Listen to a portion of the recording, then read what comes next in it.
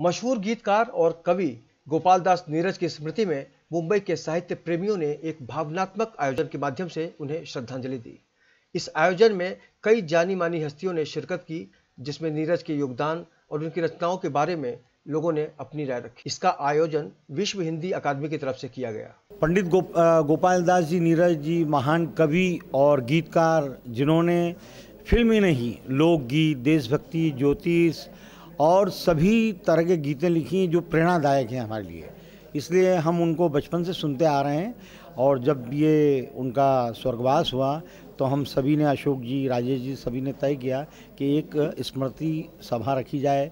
तो आज हमने ये स्मृति सभा रखी और यहाँ पर देश के बिल्कुल जाने माने कवि, उनकी याद में उनकी संस्मरण बताए, उन्होंने उनका योगदान बताया साहित्य में, फिल्मों में, देशभक्ति में क्या है। तो इसलिए हमने आयोजन किया। आगे आपको अशोक शेखर जी बताएंगे। भाई, मैं कोई कवि नहीं हूँ लेकिन प्रशंसक हूँ। केशव राय जी हमेशा बहुत बढ़िया काम करते हैं, तो जैसे केशव राय जी मुझे गाइड करते हैं मैं करता रहता हूँ। मेरे साथ सतीश जी हैं, राजेश शर्मा जी हैं और मुझे बहुत खुशी होती है जैसे जैसे केशव राय जी बोलते हैं मैं करता रहता हूँ। मैं हूँ राजेश गौड़, फिल्म राइटर ब्रजेंद्र गौड़ जी का बेटा, जिन्होंने शर्मीली, कटी पतंग, अनुराग, सरस्वती चंद्र, अखियों के ज़रूखों से लिखी। और आज हम यहाँ नीरज जी के लिए, मतलब उनकी शांति पाठ के लिए, मतलब उनकी बातचीत के लिए जहाँ जमा हैं। तो मेरी मुलाकात नीरज जी के साथ हुई थी घर पे। वो घर पे आया करते थे खार में। और जो आखिरी फिल्म शायद उन्होंने लिखी शर्मीली, वो मेरे फादर राइटर ब्रजेंद्र गौड़ जी के साथ लिखी। उसमें नीरज जी के गाने थे और डायलॉग्स ब्रजेंद्र गौड़ जी के थे। तो इससे बड़ा पोएट नीरज जी जैसा कोई नहीं आएगा। महान पोएट, महान इंसान, महान कवि, महान राइटर नीरज जी। मैं ये कहना चाहूँगी, जो गोपाल दास नीरज जी के श्रद्धांजलि के रूप में ये कार्यक्रम रखा गया, ये बहुत ही अच्छा रहा।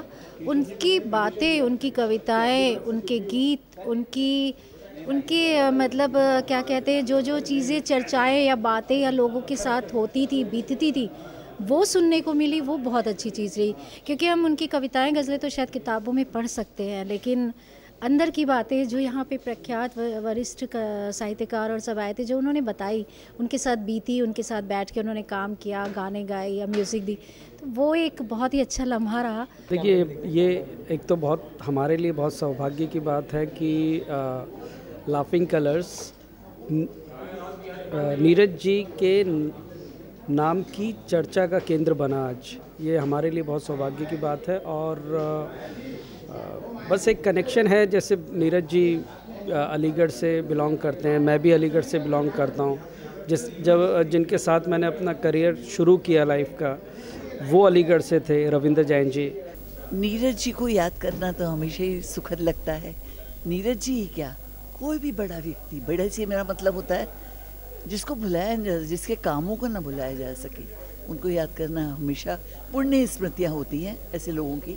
जिन पुण्य स्मृतियों को मेरा नमन, बारंबार नमन। मन का विश्वास कमज़ोर होना, हम चले नेक रास्ते पे हमसे भूल कर भी कोई भूल होना। ये गीत मैंने फिल्म अंकुश के लिए लिखा था, जो आज जनमानस में एक प्रार्थना के रूप में स्वीकार कर लिया गया। मैं समझता हूँ इस गीत के पीछे नीरज जी की ही प्रेरणा थी, जिनसे मैं 2-3-4 बार मिला भी और उन्हें मुझे आशीर्वाद भी दिया। उनके गीतों ने ही हमेशा हमारा मार्गदर्शन किया है और हमेशा उनके गीत मेरे साथ हैं, हमेशा रहेंगे। नीरज जी की याद को, स्मृति को शत शत नमन। ऐसे व्यक्तित्व थे जहाँ से वातावरण प्रारंभ होता था, जहाँ पे उन पे वातावरण समाप्त होता था। आज यहाँ जो हम सब मिल के बैठे हैं और उन्हें याद कर रहे हैं, उनकी स्मृतियों को ताज़ा कर रहे हैं, तो मैंने जैसे जो 2 पंक्तियाँ बताई कि नीरज, जो उनकी पंक्तियाँ जो उन्होंने मुझे प्रभावित किया कि ज़िंदगी को ज़िंदगी बनाने के लिए ज़िंदगी में प्यार की कहानी चाहिए। प्यार की कहानी को लिखने के लिए स्याही नहीं, आँखों वाला पानी चाहिए। ऐसे व्यक्तित्व थे नीरज, जिनके लिए जो भी वातावरण आपके सामने है वो आज नीरजमय हो गया है।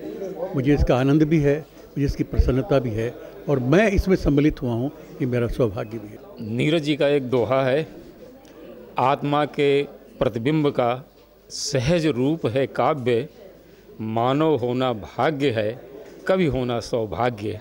तो मुझे इस बात की खुशी है कि मैं खुद भी एक कवि हूँ और नीरज जी के साथ कविता पढ़ने का अवसर भी मिला, और नीरज जैसे उत्कृष्ट कवियों को पढ़ करके ही मैंने कविता लिखना सीखा है।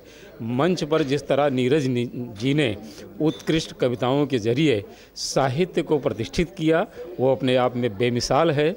उन्होंने जो चीज़ें लिखी हैं वो हमारे लिए पथ प्रदर्शक का काम करती हैं और आने वाली पीढ़ियों के रास्ते भी रोशन करती रहेंगी। नीरज जी की स्मृति को शत शत नमन। हाँ जी, आज हम सब लोग जो भी यहाँ जमा हुए हैं नीरज साहब की श्रद्धांजलि देने के लिए, श्रद्धांजलि क्या मतलब उनको याद करने के लिए। और मैं ये कहते हुए मुझे बड़ा गर्व हो रहा है कि मैं शायद इन जितने भी हम लोग यहाँ आए हुए हैं उनमें मैं एक ही ऐसा आदमी हूँ जो नीरज साहब के साथ 2 फिल्में मैंने की, विजय आनंद जी के साथ एज ए डायरेक्शन में। और नीरज साहब की तारीफ में जितना भी कहा जाए कम है। और जो भी उन्होंने मेरे लिए गाने लिखे उस फिल्म में, तो वो ऐसे हैं कि ना भूलने वाले गाने हैं। और जब वो फिल्म रिलीज़ होगी तो आप भी सुनोगे, देखोगे। बस इतना ही कहूँगा कि नीरज साहब को कभी भूला नहीं जा सकता, और नीरज साहब सदा हमारे दिल की धड़कन है, दिल में ही रहेंगे। जैसे उनका एक मुखड़ा सुनाता हूँ,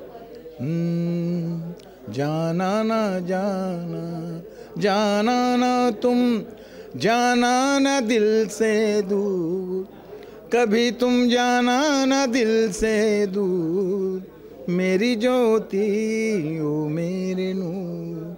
तो नीरज साहब भले ही हमारे बीच में नहीं है, मगर हमारी आत्मा में हमेशा बसे हुए हैं। और हम ईश्वर से यही प्रार्थना करते हैं कि उनको आत्मा की शांति दे, और बस उनकी जो कविताएं, उनकी जो प्रेरणा वो दे के गए हम लोगों को जो विरासत में, हम उसका सही उपयोग करें और उससे कुछ सीखें। हुआ है न होगा। नीरज जी से जब तक कि उन्होंने 70 बरस मंच को दिए, उससे जाने कितने कवि बन गए, कितनी कवित्रियाँ बन गई। नीरज जी बाद में इतने ज़्यादा वो हो गए कि वो लोगों को खुद भी लिख के 4-4 लाइन दे देते थे, पढ़ लो। मतलब इतना ज़्यादा उनको वो था। गोपाल दास नीरज आज भले ही इस दुनिया में नहीं है, मगर अपनी लेखनी और अपने मधुर गीतों के माध्यम से उन्हें सदैव याद रखा जाएगा। कैमरामैन FS पटेल के साथ राजेश्वर विश्वकर्मा, इन 24 न्यूज़, मुंबई।